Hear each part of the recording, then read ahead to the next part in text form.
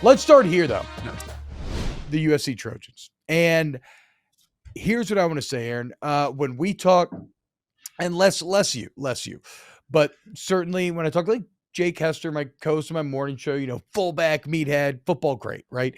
And when I talk to a lot of football guys, I just think there's this idea that USC is, that they are who they are and that there's just no getting better, right? That they've kind of reached their ceiling that, oh yeah, Lincoln Riley was pretty good. They went 11-3, but the defense still sucked.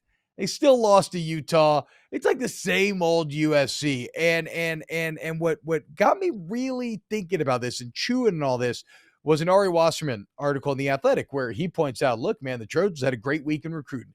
They landed 2 top 100 defensive prospects over the weekend, okay?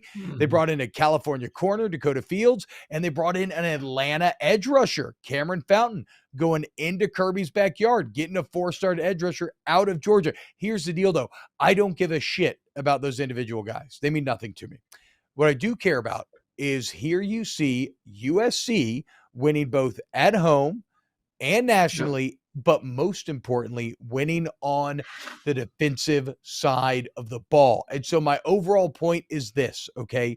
I think we talk about USC like there is some sort of institutional problem, right? Like they're built soft and they're not going to be able to ever get back. But when I look, the problem is not that. It is not some geographic last or cultural lack of toughness. The problem is they haven't had good coaches. I mean, since Pete Carroll, it's been Lane Kiffin, Clay Helton, and Steve Sarkisian. And I'm sorry, but they suck. Like, let me know if you agree with this, Aaron. Lincoln Riley is closer to Pete Carroll. And sorry, Lane Kiffin's good now, okay? But Lane Kiffin did suck at USC, and he was young. Yes. Clay Helton sucks. Steve Sarkisian sucks. Lincoln Riley is close. Like, the gap between Lincoln Riley and Pete Carroll, do you agree? The gap there is smaller than the gap between Lincoln Riley and these other 3 coaches. Like Kiffin, Helton, Sarkisian can't sniff Lincoln's jock. Okay, this is a cat who has a 66-13 career record, 4 Big 12 championships. So many. Steve Sarkisian's never won 10 games once. Lincoln Riley has only failed to win 10 games once. And it was during COVID when they went 9-2. Okay. So it's time for you, because in the South, I think especially where this lives, it's time for you to adjust your thinking. USC is not a finished product. You do not know who they are. And it's not if they get the defense fixed, it's when they get it fixed. Will they get back to winning national championship? I think you are witnessing firsthand the reawakening of a true slumbering giant. Oh, they are an absolute giant. I mean, I said it yesterday, and I will give you I will agree with the previous coaches. I wouldn't go as far as saying that they all suck. I think Lane Kiffin is a very good coach. Was still early on in his career, and probably shouldn't have left Tennessee in the first place. I think Sark has matured a lot since his time there at USC, and obviously kind of went and was bathed in the good waters of Nick Saban, and now is going to have to really show us something this year at Texas. So I still not going to close the book on Steve Sarkisian at this horrendous coach, but I will agree with you in the sense of Lincoln Riley is the best of all of them. If you had to rank 1 through 4 of those coaches for USC the past 10 years, it's Lincoln Riley 1, and then there's a significant drop to probably Lane Kiffin at 2. It's not close. It really isn't. You're correct there. It is not close at all.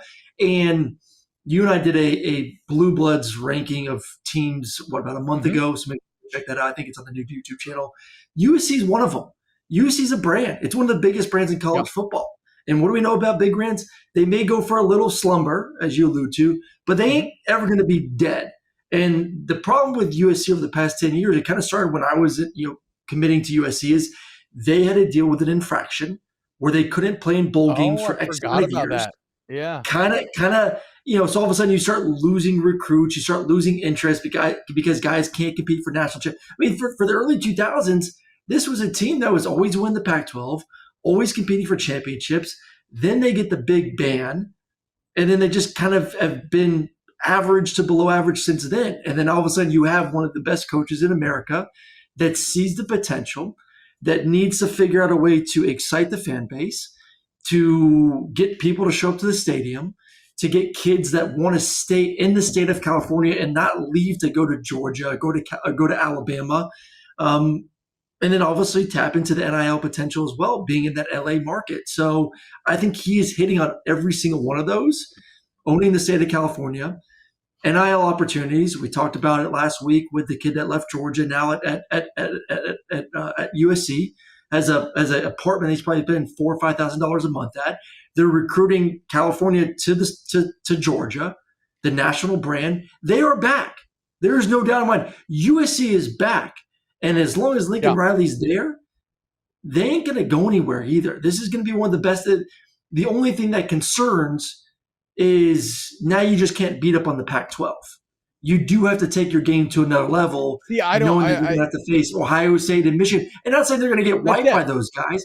I'm just saying the competition is going to get a little bit more, testy as they move to a better conference. So I feel you. Like week to week, it will get more testy. Yep. I think Oregon's kind of in the same tier as Ohio State and Michigan, or at least close. Yep. Maybe not. They're close. Look, the point is, I expect USC to join the Big Ten, and they're immediately better than everybody except for Ohio State and Michigan, right? I'll even put them ahead of Penn State. So I don't know that it's going to be as big of an issue as they think. I know you're a big Kendall Roy guy, right? Well, how's this for brand synergy?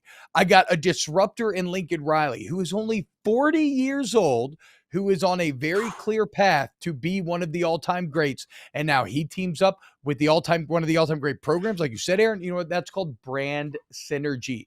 Avo Marzawani in the chat says, Riley has all those wins and nothing to show for it. I vehemently disagree.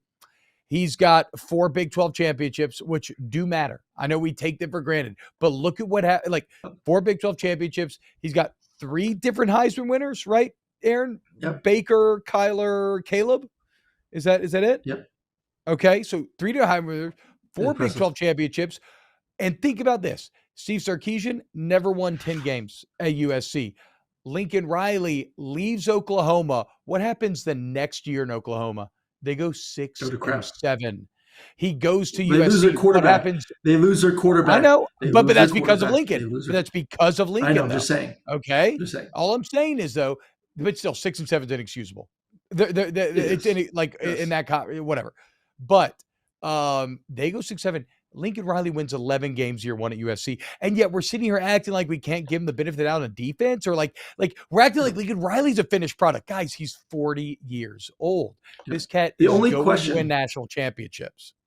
The only question is, it'll be interesting to see what the conversations in that room are, in that coach's room right now. Is, so for those that have been under a rock that don't know, they hired Cliff Kingsbury, who was not even close to being qualified to be the head coach of an NFL team. Not even close at all. Was completely shocked. I know that there was the offensive sexiness and everyone's always looking for that next great offensive mind. Was not ready to be the head coach of the Arizona Cardinals. He gets fired. Big payday. Thought he was going to go on a nice little retirement to Thailand for the next couple of years. He's back and is now in the USC coaching staff as a GA essentially. I wonder if there's been any conversations with those two, because that, to me, the only worry of does Lincoln get to winning national championships and USC getting back to a spot of being consistent is just like Pete Carroll.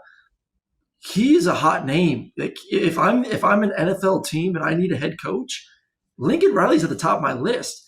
Winner, won a lot of games, won a lot more than Cliff Kingsbury. Yep. And offenses, I would say, is even better than Cliff Kingsbury. He's a better option. And if Cliff was given opportunity, why wouldn't you give the opportunity to the guy that's more qualified? So to me, that's the worry. Does he get sick of college football? Does he get sick of the recruiting, the NIL, all the other BS, the having to go against Michigan and Ohio State every year, and maybe not winning a natty? Just say, you know what, it's time for me to test the water. So I am very interested to see if we do hear anything of those two possibly talking, what that transition is. Does Cliff think it's a good idea or not a good idea? Because that's the only thing holding USC back from being good for the next 10 years more is, does he take a job in the NFL or does he stay at USC as his dream job? Yeah, I think that's completely fair. I do think that NFL is a little down on college coaches right now, but I agree. That's probably the biggest barrier to a championship. And remember this too. Pete Carroll had an incredible defense at USC. Like, it Yep. can be done. They were dominant. They Mhm. were scary on the defensive line. They hit hard. Like, you can create that toughness out there. So